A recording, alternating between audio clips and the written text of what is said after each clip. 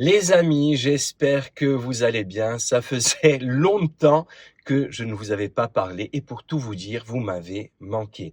Donc voilà, on est de retour aujourd'hui et on va parler d'investissement ensemble. Alors déjà, première question, est-ce que vous investissez? Si la réponse est non, je vous conseillerais humblement d'y repenser et de commencer à investir. C'est très simple aujourd'hui d'investir en bourse, par exemple. Donc, si vous avez un peu d'argent de côté, placez-le, s'il vous plaît, parce que vous verrez que sur le moyen terme, mais surtout sur le long terme, vous y gagnerez. Vous y gagnerez pour une raison simple, c'est que en laissant votre argent sur votre compte, il va être rongé par l'inflation. C'est-à-dire que votre pouvoir d'achat aujourd'hui sera moindre dans quelques mois et surtout dans quelques années. Donc rien que pour cette raison, je vous conseille fortement d'investir. Croyez-moi, au début, ça fait peur, mais il ne faut surtout pas s'arrêter, si vous voulez, à cette barrière des connaissances que vous n'avez pas, et il faut passer le pas. Donc voilà, il y a plein de tutoriels en ligne sur YouTube ou peu importe où vous voulez. Aujourd'hui, croyez-moi, c'est très facile de démarrer en bourse. Alors, je sais très bien ce que vont me dire les gens qui n'investissent pas. Ils vont me dire, oui, j'aimerais bien investir, sauf que je ne sais pas par quoi commencer. Eh bien, au début, commencez tout simplement par un ETF. C'est bête et méchant. Vous investissez là-dessus, vous formez en même temps pour pouvoir investir dans le futur dans d'autres actions, dans des actions que vous connaissez, que vous aimez et que surtout vous comprenez et où vous pourrez viser un rendement plus important. Mais encore une fois, investissez, franchissez le pas, même si c'est que un peu d'argent, c'est beaucoup mieux que rien. Si par contre, vous qui m'écoutez, investissez déjà, eh bien, félicitations et je pense que vous n'avez pas pu passer à côté de vidéos de soi-disant gourous de la finance sur YouTube, entre autres, qui vous expliquent que le crash est imminent, que la bourse va s'effondrer, que euh, c'est une bulle, parce que les marchés sont au plus haut. Oui, c'est vrai que les marchés sont au plus haut, mais on n'est pas dans une bulle comparable, par exemple, à la bulle Internet des années 2000. Donc, pas de panique, ne cédez pas aux sirènes des gourous en mousse de YouTube qui vous disent que le crash est imminent. Peut-être qu'il y aura un crash demain, la semaine prochaine, le mois prochain. J'en sais rien, vous n'en savez rien, ils n'en savent rien, personne ne le sait. Par contre, ce qui est sûr, c'est que vous connaissez la citation qui dit que beaucoup plus d'argent a été perdu en anticipant le crash que pendant le crash lui-même. Et je pense que ça résume parfaitement bien l'état d'esprit qu'il faut avoir.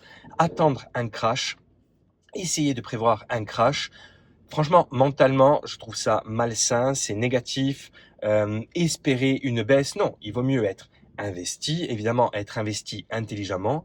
Même pendant une période de crash, il y a des actions, des entreprises qui surperforment le marché, donc il y a toujours des choses à faire et je pense que la meilleure chose à faire est d'être constamment investi. Alors, ça ne veut pas dire avoir tout son capital investi, mais en tout cas une grande partie. Alors comme je vous le disais, beaucoup de personnes sur YouTube notamment, des gourous financiers ou des ceintures noires de l'investissement nous expliquent qu'aujourd'hui nous sommes dans une bulle prête à exploser, telle la bulle Internet du début des années 2000, et ils prennent souvent l'exemple de sociétés telles que Nvidia, qui a vu son action complètement exploser à la hausse, et en nous disant que le crash est imminent. Oui, sauf qu'on n'en sait rien et c'est surtout deux situations, deux époques qui ne sont pas comparables, tout simplement parce que pendant la crise de la bulle Internet, on avait beaucoup de sociétés dont la capitalisation et la valeur réelle étaient complètement décorrélées,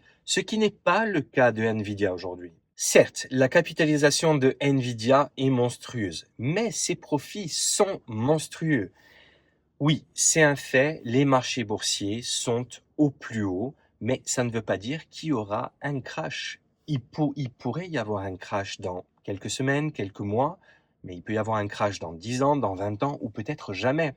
Il y aura certainement une correction, ce qui sera vraiment sain pour le marché, mais encore une fois, ne vous inquiétez pas et surtout le message de cette vidéo, c'est de vous dire que mentalement, moralement surtout, il vaut mieux être optimiste en bourse que pessimiste. Croyez-moi, j'ai un peu d'expérience pour vous garantir que l'optimisme paye beaucoup plus que le pessimisme. Donc, beaucoup d'entreprises n'ont jamais gagné autant. Oui, mais il y a quelque chose qui s'appelle l'inflation et qui fait que les prix, tous les prix quasiment, sont beaucoup plus hauts. Regardez autour de vous, regardez votre abonnement Netflix, regardez votre abonnement téléphonique, si vous payez un loyer pour votre appartement ou pour votre maison, peu importe, tout a augmenté. Donc, beaucoup d'entreprises qui facturent des produits, biens ou services, eh bien, on gagne plus d'argent tout simplement parce que les prix sont plus hauts. Je l'ai vu avec ma propre entreprise, pardon, où cette année on a fait notre meilleur chiffre. On a eu beaucoup de profits. Oui, sauf qu'on a eu aussi beaucoup plus de dépenses, alors qu'on a dépensé la même chose que l'an dernier et que l'année d'avant à peu près. Mais étant donné que tout est plus cher, eh bien on dépense plus, mais on gagne plus également. Donc si on regarde notre bilan comptable, on a beaucoup plus de profits cette année que les années précédentes. Le but pour mon entreprise et toutes les entreprises du monde, c'est d'optimiser nos rentrées d'argent, donc nos revenus, et de limiter nos dépenses au plus possible. Et tout ça pour vous dire encore une fois que si vous avez de l'argent de côté, les amis, dont vous n'avez pas besoin les 3 voire les 6 prochains mois, investissez-le, ne serait-ce que pour contrer l'inflation qui fait que la valeur de votre épargne aujourd'hui sera moindre dans quelques années. Vous savez, cette chaîne n'est pas une chaîne d'investissement, n'est pas surtout pas une chaîne de conseils financiers. Il y a des chaînes avec des gens qui sont beaucoup plus connaisseurs et spécialistes que nous. Mais ce qu'on essaye de faire ici, enfin je dis on, ce que j'essaye de faire ici, c'est d'être, si vous voulez, d'avoir une vision assez pragmatique. Donc, qu'est-ce qu'être pragmatique? C'est ce que je viens de vous dire. Si vous avez un peu d'argent, un peu d'épargne de côté, plutôt que de le laisser sur votre compte, investissez-le. Qu'est-ce qu'être pragmatique également? C'est, même si vous n'avez pas beaucoup de connaissances en bourse, vous pouvez quand même réfléchir un tout petit peu et, je ne vais pas dire essayer d'anticiper l'avenir, mais peut-être essayer de sentir les choses. Je vous assure que c'est possible. Regardez, pendant le Covid, ou au moment plutôt où le Covid a démarré, c'était en février-mars 2020, je me souviens avoir eu une conversation très longue et très profonde avec quelqu'un qui m'est très proche. Bon, je vais vous dire, c'est mon père, hein, il n'y a pas besoin de vous dire que c'est quelqu'un de très proche. Non, c'était mon père. Et mon père qui n'investissait pas à l'époque, qui n'investit toujours pas, et moi qui n'investissais pas. Et ça me trottait dans la tête d'investir depuis un moment. Et eh bien, pendant le Covid, si vous vous souvenez, au moment où tout a démarré, ou au moment où on ne savait pas en fait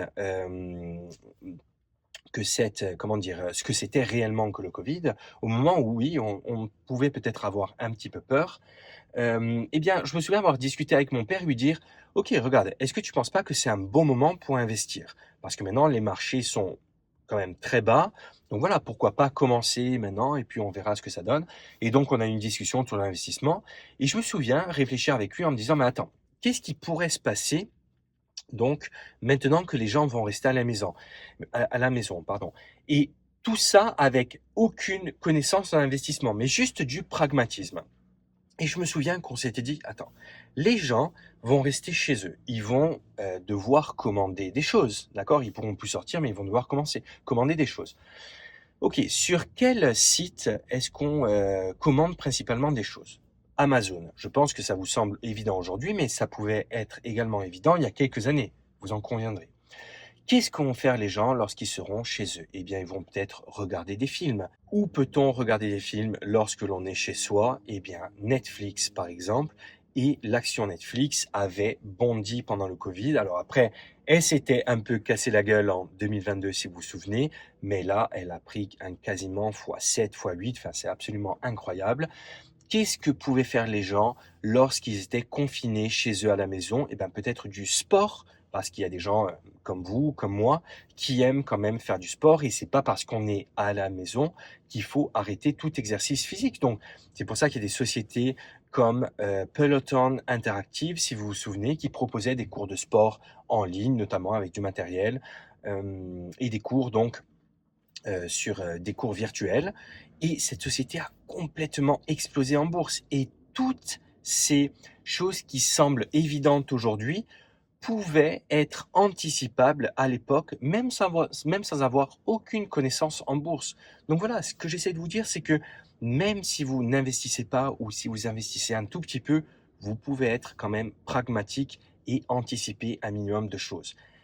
Vous voyez qu'il y a de l'inflation et prévoir que votre pouvoir d'achat sera moindre dans quelques années plutôt qu'aujourd'hui à cause de l'inflation, je veux dire, ça a l'air d'être une évidence. Essayez de parier sur des entreprises, des secteurs qui pourraient surperformer dans les mois, les années à venir. C'est aussi quelque chose que vous pouvez faire. Peut-être que vous travaillez dans des entreprises qui sont en train de développer des choses, des technologies ou autres, qui vous semblent judicieux et dans lesquels il serait peut-être bon d'investir. Qui sait? Donc voilà les amis, l'approche que je voulais vous transmettre, le mindset, en gros la mentalité, et pour vous dire que il n'y aura pas de crack, ou même s'il y en a un, bah écoutez, il y en aura un, et puis il y aura toujours des choses à faire malgré tout. Il vaut mieux voir toujours les choses de manière positive que négative. Évidemment, ça ne veut pas dire qu'il faut mettre tout son argent en bourse et faire all-in sur une action. Non, on peut faire les choses de manière intelligente et surtout pragmatique. Voilà les amis, c'était une petite vidéo de rentrée, petit échauffement.